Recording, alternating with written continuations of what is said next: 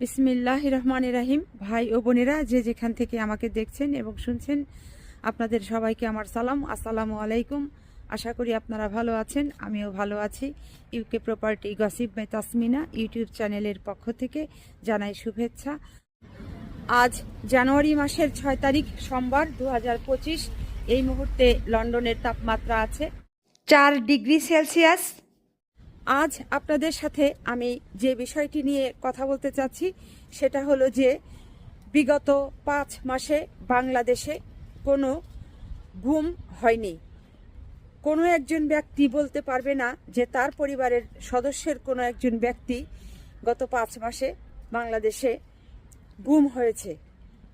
তবে হ্যাঁ, যেটি হয়েছে যে কিছু কিছু জায়গায় হত্যাকাণ্ড হয়েছে, সেটি হয়তো পারিবারিক কলহের জের ধরে হত্যাকাণ্ডগুলো সংঘটিত হয়েছে।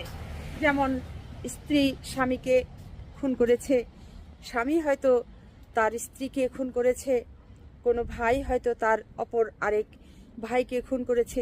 এরকম কিছু ঘটনা, বিচ্ছিন্ন কিছু ঘটনা হয়তো ঘটেছে, এটি আমি স্বীকার করি। কিন্তু রাতের অন্ধকারে কোনো বাড়িতে গিয়ে ঘরের দরজা ভেঙে কিংবা ঘরের নক করে যে ঘরের ভেতরে কে আছো বের হও, তারপর সাদা পোশাকধারী লোকেরা কিংবা পুলিশের পরিচয় দিয়ে লোকেরা, ডিবির লোকেরা গিয়েছে, তাকে মাইক্রোবাসে করে তুলে উঠে নিয়ে হত্যা করেছে, গুম করেছে, এরকম কিন্তু একটিও প্রমাণ নেই, ঘটেনি, নজির নেই।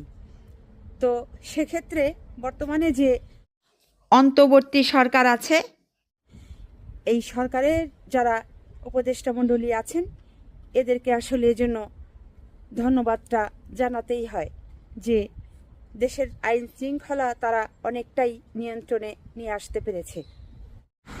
এবার গুমের বিষয়টা তো শেষ হলো, এবার আসা যাক, অনেকেই বলতে পারেন যে অনেককেই গ্রেপ্তার করা হচ্ছে।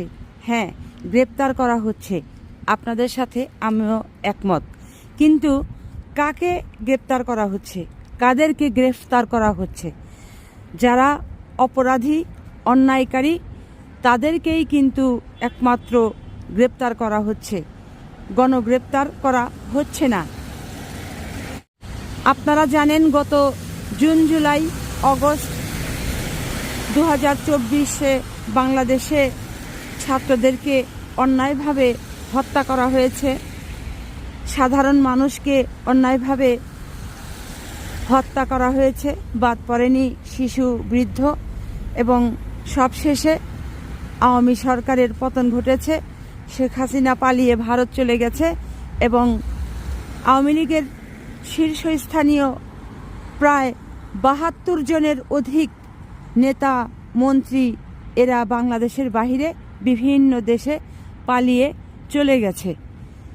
তো এই যে মানুষ হত্যাকারী, এই মানুষ হত্যাকারীদেরকে তো বিচার করতেই হবে। এরা তো অপরাধী, অপরাধীকে তো অপরাধের শাস্তি পেতেই হবে।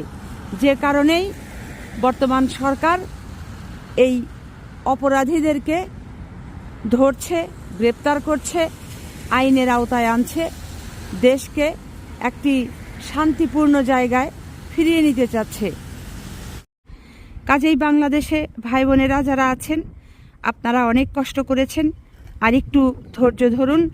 বর্তমানে যে সরকার আছে এদেরকে আপনারা সহযোগিতা করুন, এরা যেন বাংলাদেশের যে কাজকর্মগুলো আছে এগুলো সুন্দরভাবে করে বাংলাদেশকে সামনের দিকে যেন এগিয়ে নিয়ে যেতে পারে। এজন্য বাংলাদেশবাসীরা আপনারা তাদেরকে সহযোগিতা করুন। এরপর আসা যাক বাজার মূল্য। বাজারে জিনিসপত্রের যে দাম আগে ছিল, আকাশচুম্বী দাম ছিল, এখন কিন্তু অত দাম নেই, মোটামুটি একটি সহনীয় পর্যায়ে চলে এসেছে।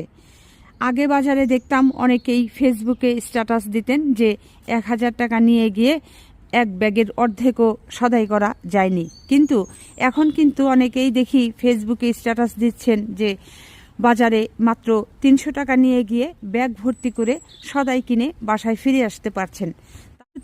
তার মানে সব কিছুতেই কিন্তু একটা সহনীয় পর্যায়ে চলে আসছে, সব কিছুই একটা নিয়ন্ত্রণের মধ্যে চলে আসছে।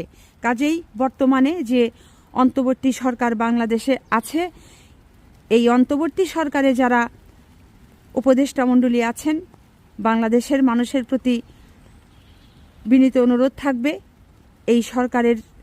এই সরকারের কার্যক্রম পরিচালনার জন্য আপনারা তাদেরকে সহযোগিতা করুন।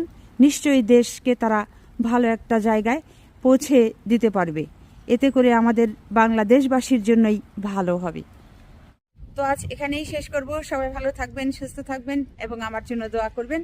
আমার এই চ্যানেলটিতে লাইক, কমেন্ট, শেয়ার এবং সাবস্ক্রাইব করবেন। আসসালামু আলাইকুম, আল্লাহ হাফেজ।